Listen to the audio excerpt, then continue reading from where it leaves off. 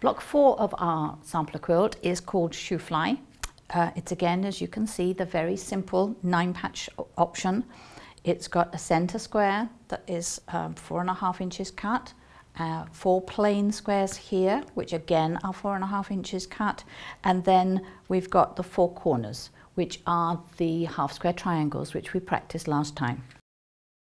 Now, to turn this into a monkey wrench pattern, then these units are split. They are split horizontally, so we would calculate again 2 inches wide for the finished effect.